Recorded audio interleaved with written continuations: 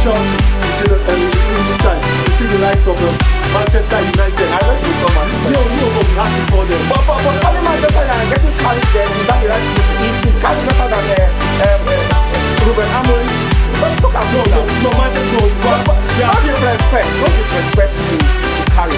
But I don't think we get no manager that will start Manchester United's problem, like I said, is they lack managers.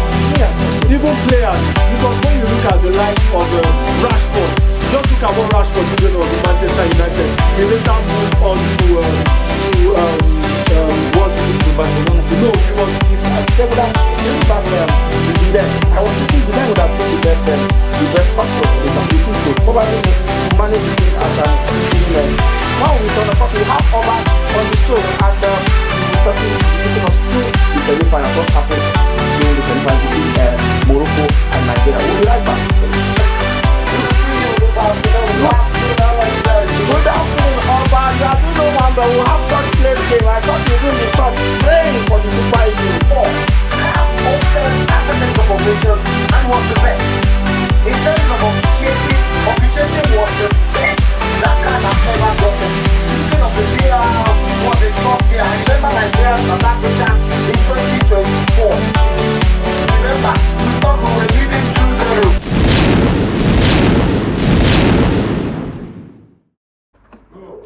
Good day and welcome to Balls of Fire on PNB TV, where we discuss and debate the biggest sports stories of the week with sharp insight, expert analysis, and fearless conversations. I'm Araka Tom, and with me is my co-host, Abel Sunday. Today's show cuts across basketball, European football, African football, and moments of pure sporting brilliance. We begin with basketball, focusing on Louis Eden Basketball Championship, a grassroots competition that continues to shape future stars. Two teams have earned their place in today's finals, and we'll hear directly from the coaches behind the success. From there, we shift to Europe as the UEFA Champions League continues to test the best teams and managers on the biggest stage with tactical battles and defining performances. On the African front, AFCON has delivered champions, heartbreaks, and controversies, and we'll break down how Senegal lifted the trophy and what lessons Nigeria must take moving forward. Joining us now are the men who led their teams to today's finals of the Louis Eden Basketball Championship. We have Coach Gum Alvin, coach of Marktown Flyers, and Coach Oputa Emeka, head coach of Hoops and Reed. Two coaches, two philosophies, and one championship on the line. Gentlemen, welcome to Balls of Fire. Thank you very much. Thank you for having us. Welcome, Coach Emeka, and of course, congratulations to Coach Gumi. And of course, I would say this is not the first time Hoops and Reed is getting to the finals, so that puts more pressure to you. And of course, Marktown, this is you are the league champion, so definitely all the pressure is on you. But let me start with you, Coach Emeka. This is the second time Hoops and Reed is getting to the finals. They won it three editions. That's the third edition, sorry, and this is the fifth edition. But how much pressure are you in now with your team to deliver? We're not getting more pressure. We are just out there to enjoy ourselves and play basketball and do the best that we can. Okay, that's perfect. But let me go to you, Coach Gumi. Defending champion league, everybody expects that, of course, you should have to pick this one. But if you fail to do it, will you put your head down or you go high? Or you can look back at your team performance and say, yes, you guys have done well. I mean, thank you for having me once again. It's just basketball is sports.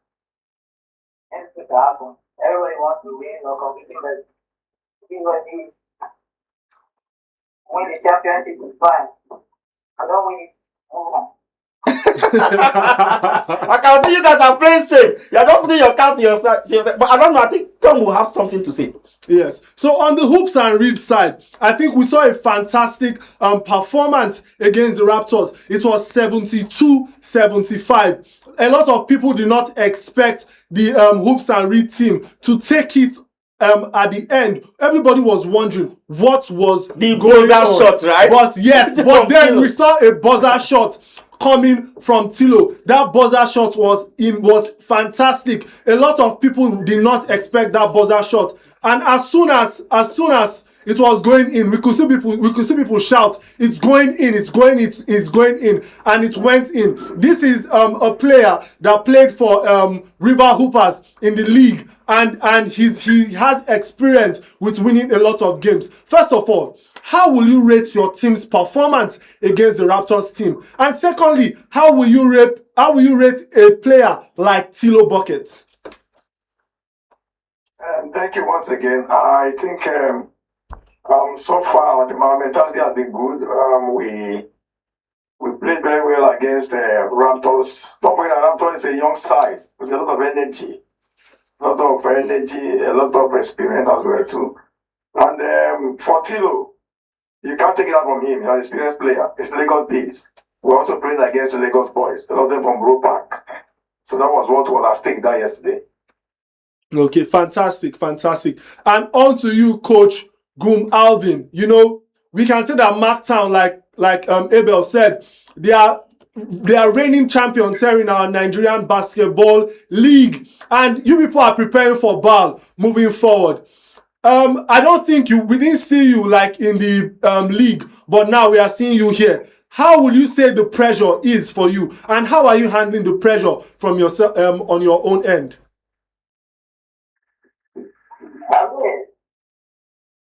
I think I'm just soaking it in. We learn every day actually. I'm seeing you on the job, so I'm taking it a step at a time.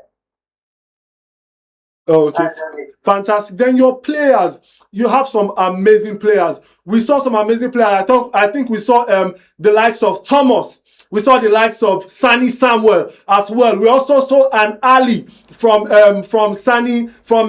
Thomas to Sani Samuel. We could see the highlight reels coming out of Marktown Flyers. What do you expect from the finals against your counterpart coach that's here?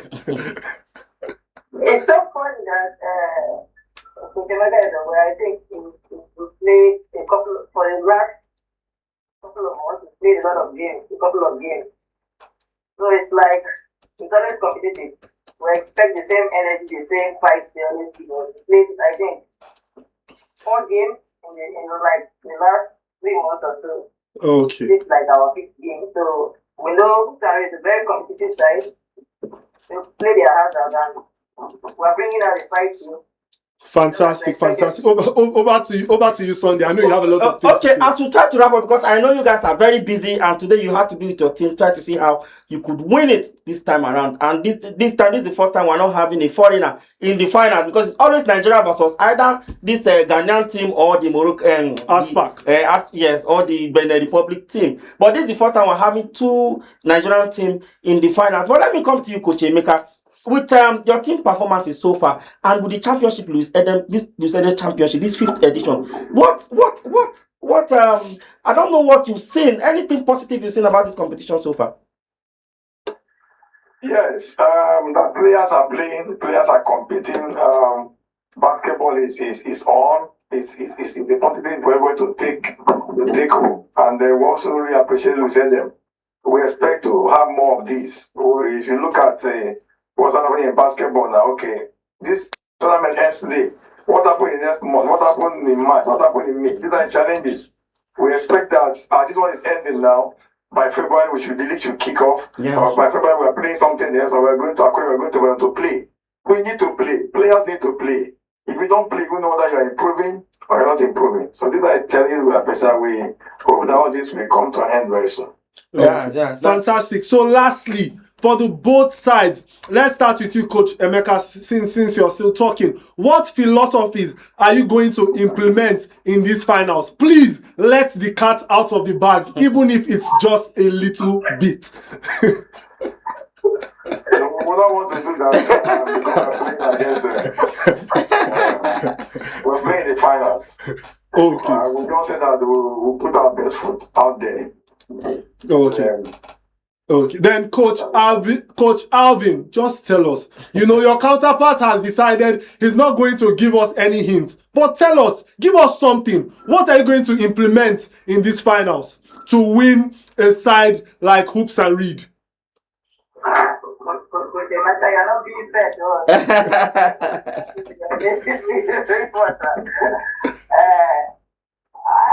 only thing I can tell you is everybody should just expect a good show. It's a final that everybody is supposed to work. So everybody should just come out and enjoy basketball at the best. Oh, Two teams we are both coming out to give our best on the club. oh, That's the best I can tell you. That's the best I can tell you. oh, I okay. was expecting Coach Emeka to tell me more. Okay. More experience and Okay, fantastic. So thank you, gentlemen, for your insights on what we should expect from the finals and how you've prepared in this tournament to get to the finals. Thank you so much, Coach Emeka, the coach of Hoops and Reed, and Coach Alvin Goom, coach of Marktown Flyers. Thank you. Thank you, man. thank you very much. Thank God. Okay, and right now we are going to be going on a short break, and when we come back, we are going to be having two expert sports analysts and football analysts all the way from Lagos and Benin City, who are going to be breaking down the AFCON finals, Senegal versus Morocco, and the controversies that surrounded it. And also, we are going to be discussing the UEFA Champions League. Manchester City lost to Bodo Glimt, and also we saw some other matches from other big teams in the UEFA Champions League. Don't go anywhere, cause Balls of Fire on P&B TV. We'll be right back.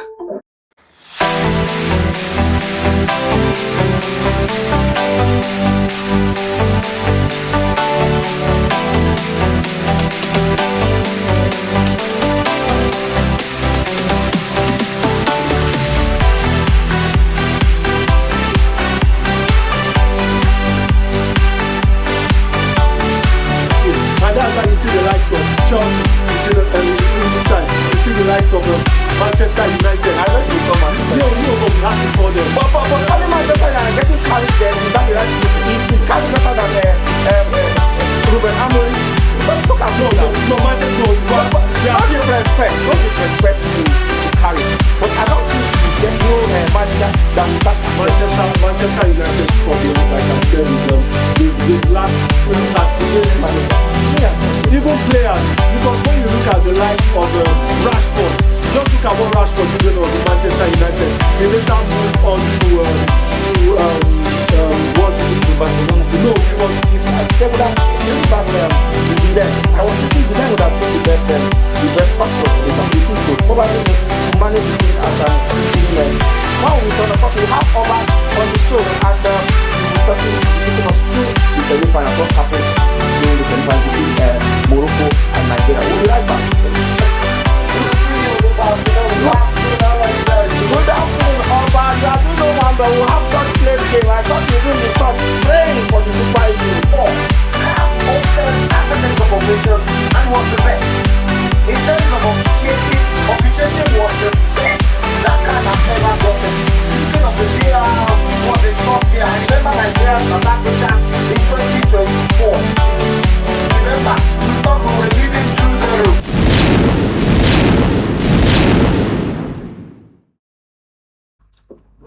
Welcome back to Balls of Fire on P&B TV. Abel, a lot has been happening. You know, we saw the UEFA Champions League. We saw the AFCON. You know, what do you think about this week's football move altogether? Explosive. Beginning from the Sunday final, Senegal. I know we're going to get to that, but that started the whole.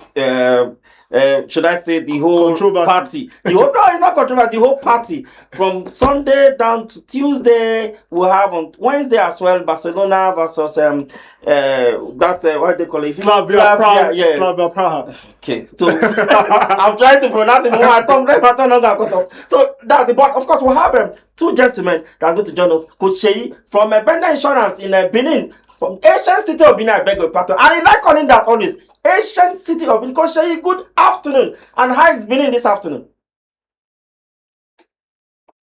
Is Coach Sheyi with us now? Okay. We also have Oba too, all the way from Ibadan, a sport journalist, one of my very good friends. I respect him so much. Oba, good afternoon. Okay, good afternoon. First and foremost, I'd like to say a big thank you to you for switching the table. one on the other side. My thumb is on this other side. I like that. Then secondly, I like to say thank you for bringing Coach Sheyi from Bendel Insurance of Benin, Yeah. knowing fully well that Shooting Star will be hosting Bendel Insurance this weekend. That is fantastic. Fantastic. Coach Sherry, please, can you unmute? Coach Sheyi, please unmute yourself, please. Coach Sherry, you are muted. Please, can you unmute?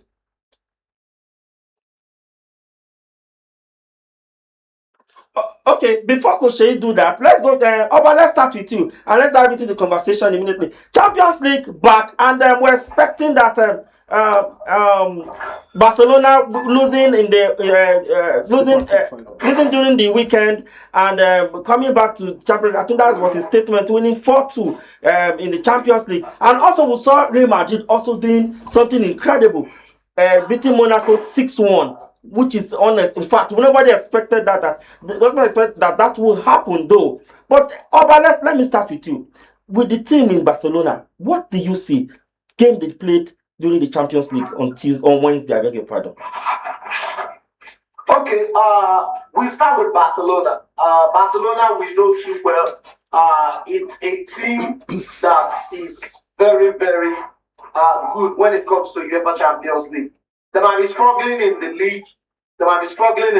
But when it comes to the UEFA Champions League, they know how to play it very well.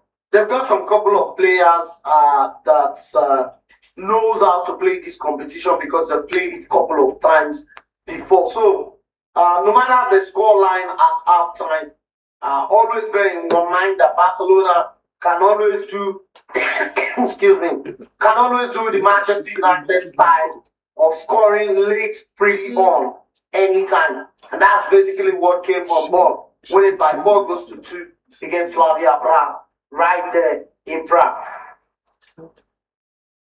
Okay. Oh, okay, that's good. But let me. It's Coach Sheyi there now.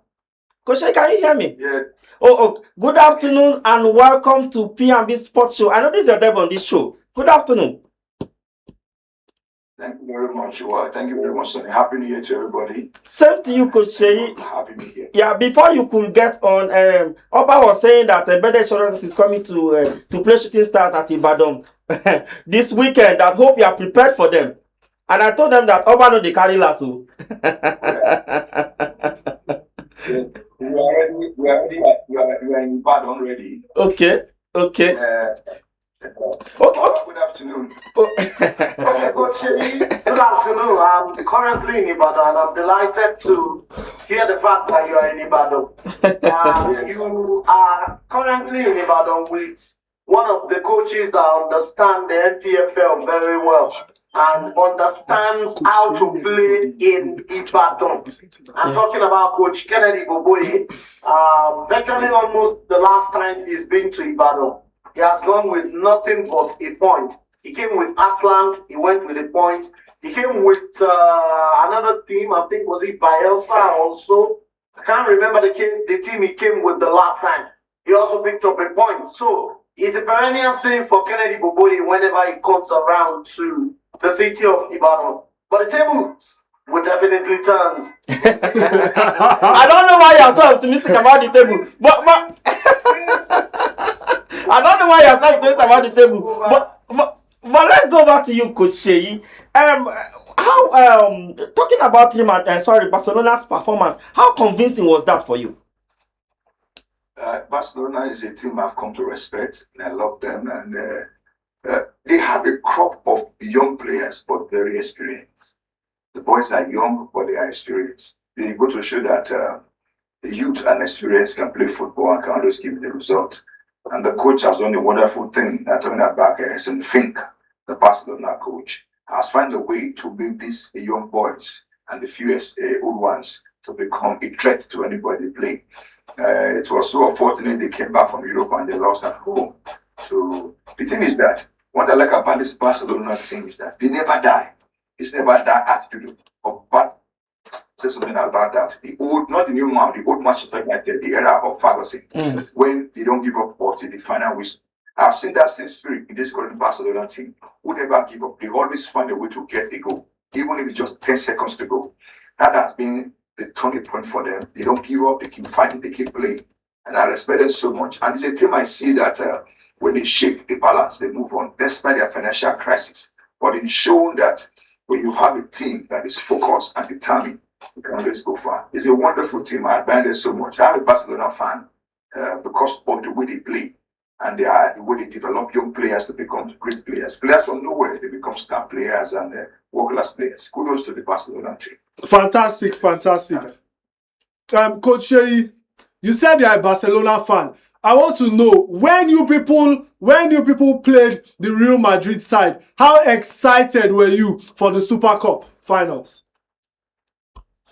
I don't know how to describe it. I was just overwhelmed. Joy, I was celebrating, jumping, because we lost one game to Madrid this season in the league, the 2-1. If you look at the Madrid side and look at the Barcelona side, one player, you will rate the Madrid more than them. But when it comes to play, that's what I'm talking about the children. They are young boys, but they are very experienced. Look at the crop of players we have in Barcelona. They are less than 30, but when they play as if they are 30 and above because of the experience they had in Europe. Their youth system has been working very well for them over the years, and it's still working until this moment. That's good football development. That's why I love the team, because I personally, Sonny will tell you, I'm a fan of grassroots football. I love youth football, and so that's why I have passion for any clubs that believe in their youth system, like Barcelona. I can concur. No wonder you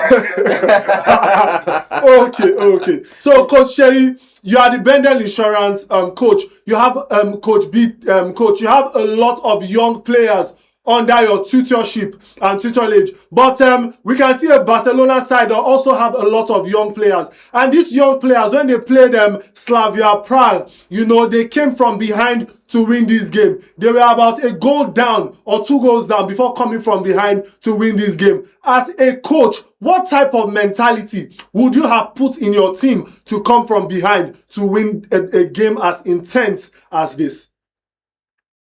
First, you have to bring back their confidence that they can do it, that it's never late. And when you, after halftime as a coach, you see what is going on, you have to encourage the boys. Let them see the positivity in them and not the negativity. Look at the strength and the weakness of their opponent, where they can exploit and take their chances. And tell them to sit back, look at their mistakes. Me, it's difficult for me to call players. I don't like them. Look at the mistakes you make in the first 45 minutes. Go there and correct it, and look at you as a coach. Tell them the weakness of your opponent and the strength of your opponent, and we can exploit them. Confidence is the key element, and let them remain stay positive and believe in themselves that they can always win. That's, I believe, what happened. Okay, fantastic. And now we are going to be moving on to the Real Madrid Monaco match that ended 6-1. We could see Real Madrid, they just destroyed the Monaco side. Hoba, we know you have a lot to say about this. What do you think about the performance of the Real Madrid side, especially from players like Mbappe, who scored against his former team, and Vinicius Jr., who some people have underrated but had a goal and had some assists? I start by saying first, I think there's a need for a change. If you pick Tom Marocco and take him to Real Madrid, as at the time Arbeloa takes over, he will get the similar results that they get against AS Monaco. It looks like Xabi Alonso could not handle the dressing room any longer, and it becomes a huge issue for them, especially the favorites, the likes of Vinicius Jr., who later became laughing stock by the fans. But first game for Arbeloa, he lost the League Cup to a top-tier side. Then he picked it up in the UEFA Champions League and get back to winning ways in the league again. But our focus is on the UEFA Champions League, which they created an emphatic result, 6-1. Kylian Mbappe is one player that, give him the ball anytime, he would definitely want to shine and get you on the score sheet. But the question is this: there's a point separating them. They play Villarreal this weekend. Barcelona play Real Oviedo next weekend. There's a point separating these two sides. I can bet you categorically that it's going to be down to wire because Madrid have just two competitions they are competing in at the moment. And some of their injury worries are gradually returning back to their feet. So it might be a pretty long run for Madrid. But I feel Madrid are gradually getting back to that particular place where they were before, what's his name, Carlo Ancelotti left for Brazilian national team. Okay, I know that you have a lot to say about this Real Madrid side, but Coach Shey, I know that Abel has a lot to ask you about this Real Madrid side because this is a Real Madrid that your team beat at the Super Cup finals. Abel. Coach Shey, okay, I want to stay with Oba before, but since you called Coach Shey, let me go over to Coach Shey. Or let me stay with Oba first, because I know Oba is itching to talk. I know.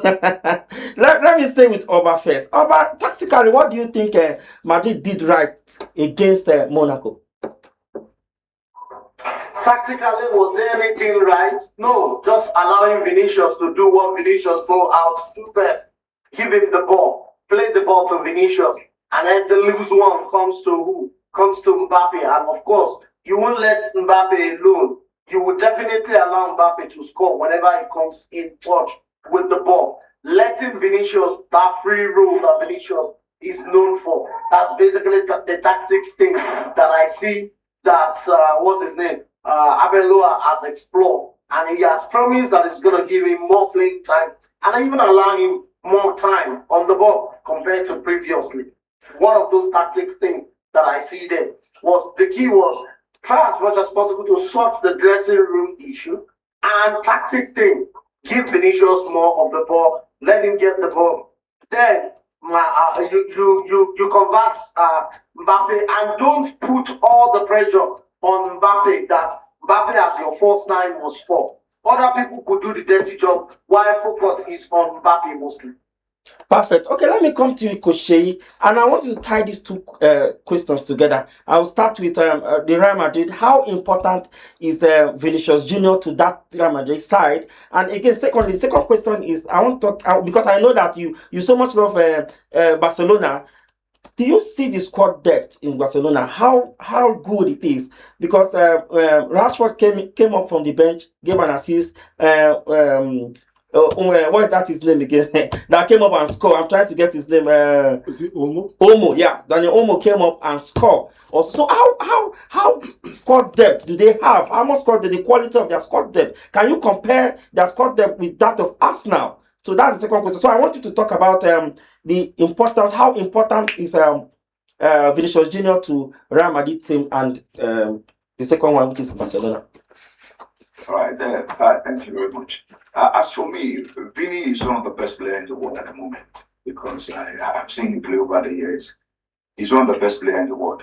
I don't think there's any club on earth that will have Vinicius Junior where he will not play regular and be a member of the first team selection. He's a super player. He has quality. He has all the talent. He has everything. He's passionate. He wants to win all the time. Okay, let me digress a little bit. When a football coaching is not just on the pitch or in training, it's on and off the pitch. The problem Madrid had was Alonso lost the dressing room and lost the confidence of some of his players. And when your players are not happy with you, you don't get results. You don't get their maximum performance. They only honor their contract of being a player. They might not give it their best because there's a risk between the players and the coach. So that is where Alonso lost it in Madrid. They had the quality players and they had it. But for Vini, he's arguably the best player in Madrid outside back before me because he scores, he assists, he contributes, he goes back, he does everything possible to make sure Madrid get the result. Can you imagine the game they played against Monaco? Mbappe was doing the scoring while Vini was everywhere doing all the assists. So he's so important to Madrid at the moment that they cannot afford to lose it or lost him to injury at the moment. And then talking about the depth squad of Barcelona, for me, I think Arsenal have one of the best squad for a very long time, even in the entire Europe. If I may say that, the depth in Arsenal team cannot be compared to that of Barcelona because I don't think Barcelona have the depth in their squad to compete with even Real Madrid in the league. It's going to be very difficult, but it's a long run because of the kind of depth Barcelona have. You might have players. It's not about quality and that of Arsenal. Arsenal first team can beat any team in England. Even when they make mistakes, they also beat teams in England. I don't think Barcelona have that kind of squad at all. So Arsenal team depth this season is marvelous. It's huge. It's going to be a major role for them. That's why you see they'll be dominant both in the domestic league and in Europe because they have quality players in their team and the depth is so much high. You just imagine against Inter Milan, they just started the game, Gyökeres was on the bench, and yet they scored 3-1. That shows you the kind of depth they have in their team and the confidence they coach have each of the players to start this season. So it's all the way for Arsenal to go for this season, both in Europe and in England. I believe they will get more trophies in England, more than one domestic league. Probably going to win the Champions League for the first time. Okay, you've spoken about the Arsenal side. That is an English side that has outperformed a lot of European side in recent times, Coach Shea.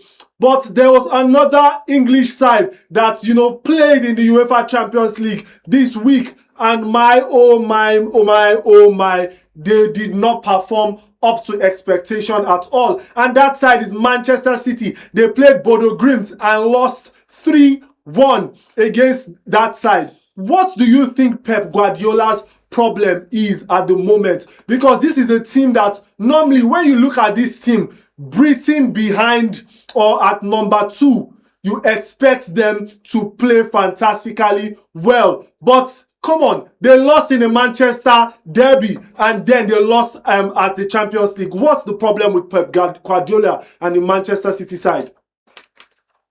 All right. I don't know the exact problem with him as a person, but I'm going to talk about the technical part of the coach, what I see.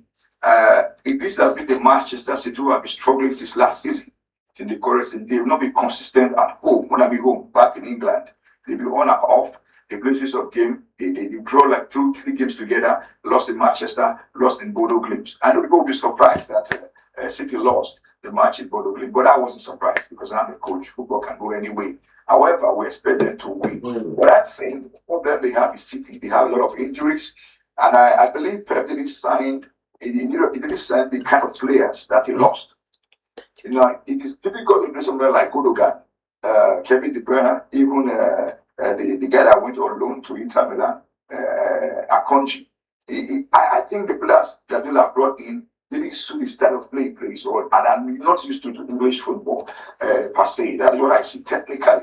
If you watch a game, they always dominate the possession and they don't finish. They are playing to key games. To finish games has been their problem. And they are all accept of their own problems too. When you fail to score, your opponent get a chance to score there as well. And they'll be very sorry, coach. Can I comment a bit about the Manchester City issue? I feel that I'm sorry. I feel that there's one thing that Pep has not actually observed in the last 2 seasons. It happened 2 seasons ago. He did not observe it. And the reason he didn't observe it was simply because he won the league 2 seasons ago. If you observe very well, they won the league 2 seasons ago. Liverpool won it last season. And what is that particular team? The team is old. They are aging.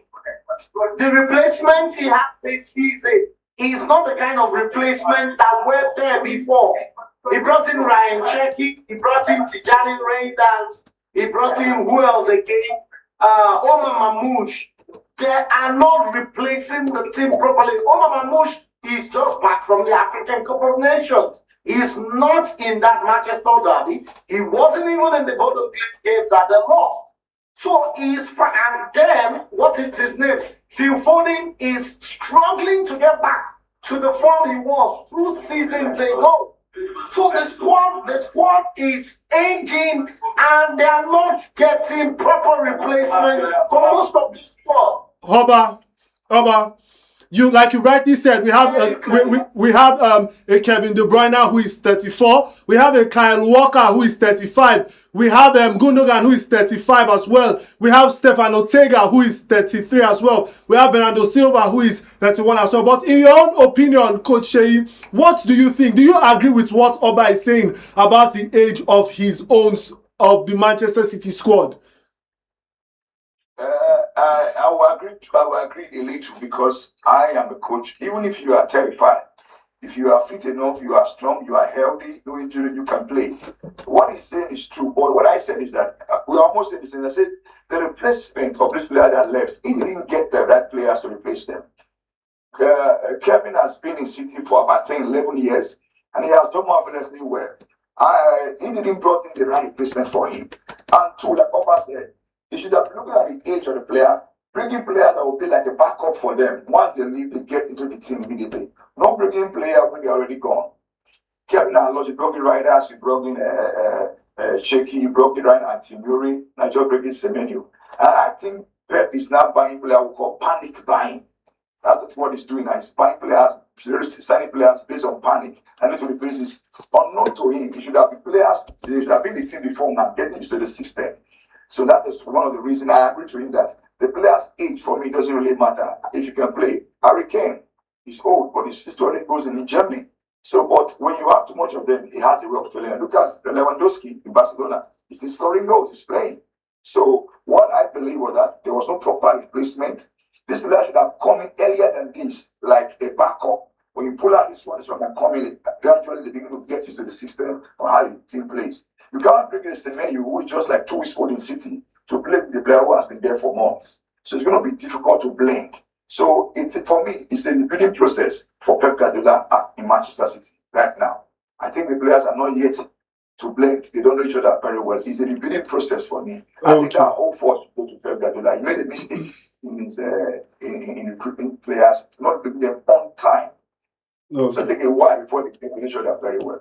Fantastic. But if you are Pep Guardiola, Coach Sheyi, what will you do to help this team win? Because they're in a dilemma right now. A lot of people and a lot of Man City fans are complaining. They are saying, who is going to supply the ball to Haaland? Haaland, who has scored a lot of goals. Haaland, who has been seen as the savior of Manchester City in recent times. How are you going to solve these problems if you are Pep Guardiola?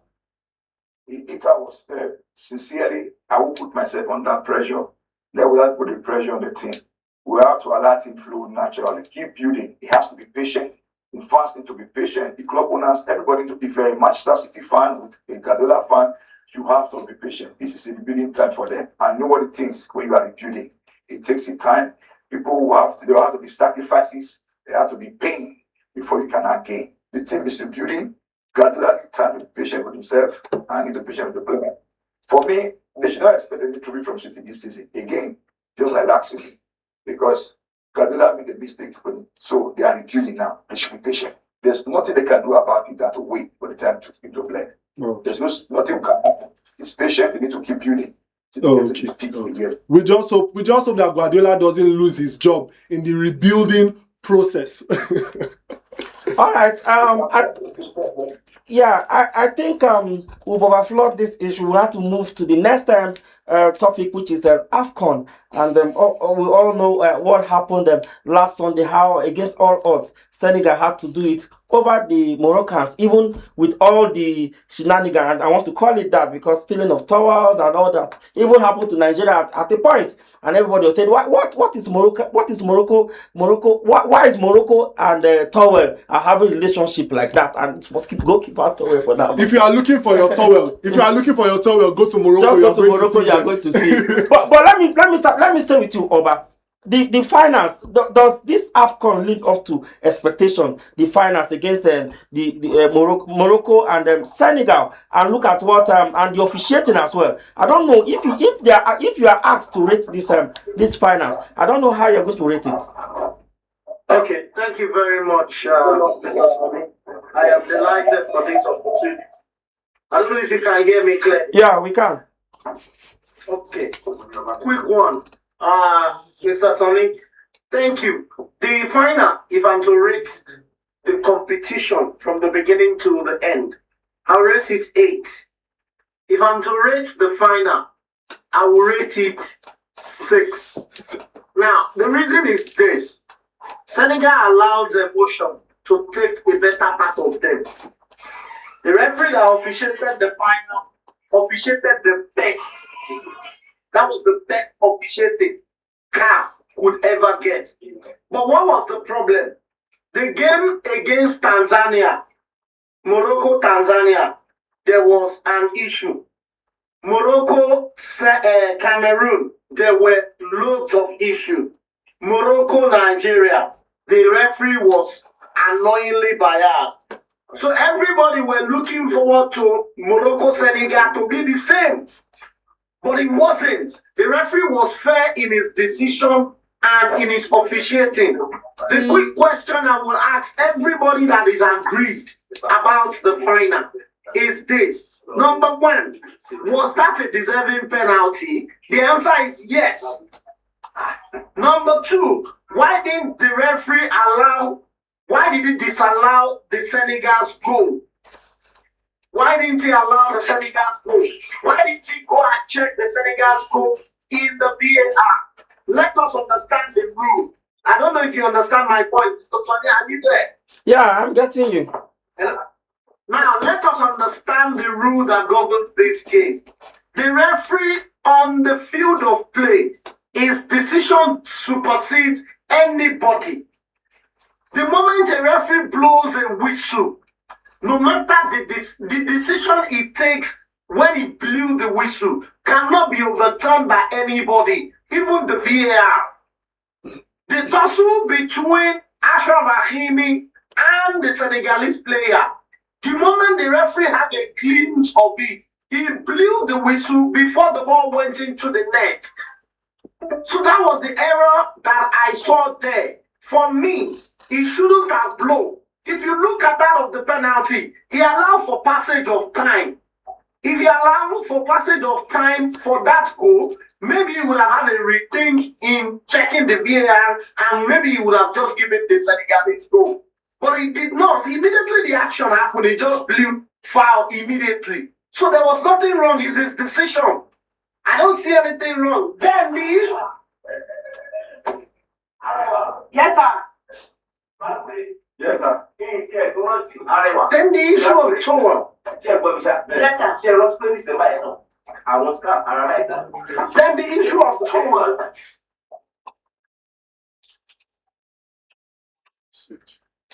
Okay, I think it's okay. Go ahead. Then the issue of Tower. The issue of Tower. Well, there's one thing you should understand in football. We all have emotions attached to it more than each other. That's what I saw. Tower by fans, Wabali the 2 times, then the Senegalese did not do well for me, I must say this. The Senegalese did not do well. Okay. The Senegalese leaving the pitch of field of play, it was a total abysmal. It was wrong. Oba, So professional coach. Oba, we know that if we leave you to talk, you can continue talking about this issue from morning till night because you were so upset when we had a discussion about this. But over to you, Coach Shey. CAF has condemned the issue in the finals between Senegal and Morocco. Do you think that apart from condemning that there should be stricter sanctions against the Morocco and Senegalese side moving forward by CAF? Yes, let me what Oba said. I agree with him totally, 100%. What about talking about the game? But the only prayer I have a little bit is where the tower issue. If the fans were involved with the tower, I have no issue with that. But not Ashraf Hakimi to be involved in tower issue. That's where I have question mark about that. He shouldn't have done that. He's bigger than that. For me, it was quite disappointing for Hakimi to be involved in throwing tower to the fan, taking the goalkeeper away and throwing. That's where I feel it was really bad for me. Hakimi, Ashraf didn't do well at all. He's bigger than that. Yes, to the game proper. I think what the Senegalese coach did was totally disappointing. I know it's painful, emotion is going, but we don't go to that length. At a global stage, at that level, the AFCON finals, the whole world is watching. The FIFA president is seated, the CAF president is seated, everybody is on their TV or worldwide, and you do that? No. It's disappointing. I totally condemn it with all humanity. It's so disappointing. I don't expect that. However, it's football. We are condemning Morocco. Maybe if the AFCON was held in Nigeria, Nigerian fans would have done worse. They would have done what worse than Morocco. I'm just saying, I'm talking about passion, what bounce in this football. it could have been worse. So let's not just condemn the Moroccan fans, but the action, yes. What the CAF, I think there should be a strict sanction for Kenya, for the Senegalese coach, the Senegal Football Federation, and also look at one or two things they think the Moroccans they do well so that they can get better. Okay. For me, it was a very good final. Fantastic. Absolutely, I think the final, it was total soccer, good football, strength for strength, skill for skill. Fantastic. Fantastic. Final, watch it, but the scenario from Senegal coach almost mad the beautiful AFCON. Okay. Morocco was wonderful, an organization, good stadium, good beach, good hotel. My brother was there live. He told me what he saw was wonderful. I brought videos and pictures. Morocco is like Europe. So I feel we should know that football sometimes there are bad decisions that happen. Okay, thank you, coach. Thank you, coach Sheyi, the coach of the B team of Bendel Insurance, and Oba, our own sports journalist, all the way from Lagos State. Thank you so much for your in-depth analysis and insight into the UEFA Champions League and the AFCON and its controversies altogether. It seems like Coach Sheyi's message to Mosefe, the president of CAF, is that there should be stricter sanctions concerning the CAF controversies. Abel, what do you think about this AFCON issue? Well, I think it's something that we'll keep talking about over and over and over again, because it's something that we've not seen for a very long time. Actually, I've even seen that before. Somebody taking towels and something. I don't know why the obsession between the Moroccan fans and also the towel. Like Coach rightly said, why a player had to get involved.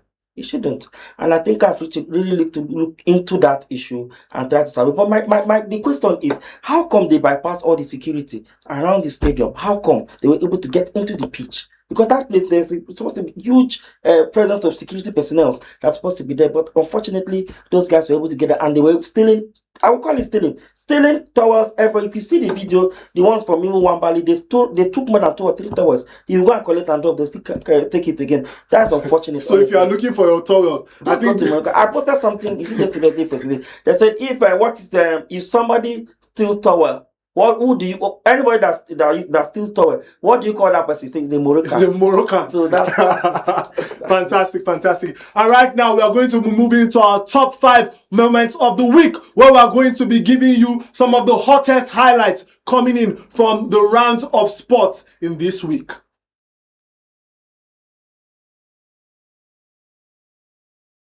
The men in motion.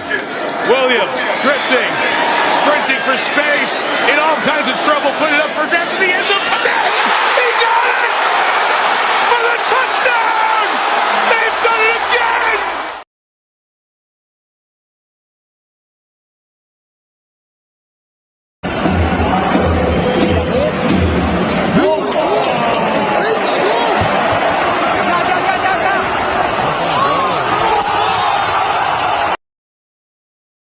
Turns it over. Again, sloppy possessions here, yeah.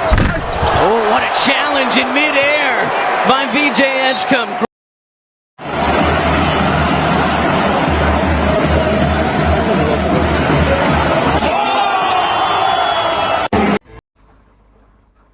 Abel, I think we saw Senegal's goal at number 1 coming from Goye. What do you think about that goal? Spectacular. I think that was what gave Senegal the bragging right now for the next 3 or 4 years, because they said, okay, I think 2 years, but I think they've increased not yet, but we are hearing that it's going to be a process, and they might increase the time in which the AFCON is being played 4 years from interval. 2 years into 4 years interval. So, but for now, they have the bragging rights. I think till next year, 2027, and that we'll have the new host, or where and we think I think there's a joint bid right now with South Africa and some other countries. Yes, to host the next edition. But hopefully, let's see how it pans out. But that goes a very powerful goal, even against all odds. Even when he was falling down, he had to. And the very very difficult techniques. You see how he kicked that ball even when he was going down, and it was straight to the top corner of the goal.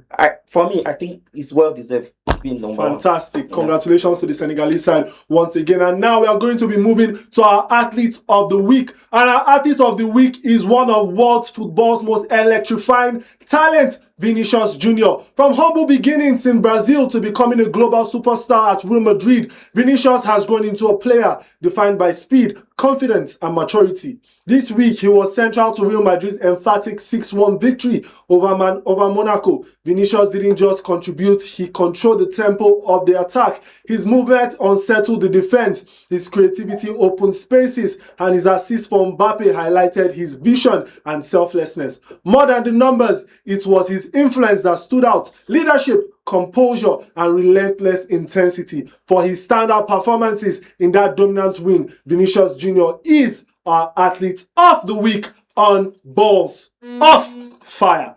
Well, that brings us to the end of today's edition of Balls of Fire on P&B TV. From grassroots basketball to continental glory, from European nights to African triumphs, we've covered the stories that matter. A big thank you to all our guests, Coach Goom Alvin, Coach Oputa Emeka Oba, and Coach Shea of Bendel Insurance. And thank you too at home for staying with us. For more insights, follow us on all our social media platforms. On YouTube at Politics and Business TV. On Facebook at PNBTV_ENG. I'm Arakotam, and alongside me is Abel Sunday. Reminding you to keep the passion alive, stay informed, and never shy away from the fire. We'll see you same time next week. This is Balls of Fire on PNB TV.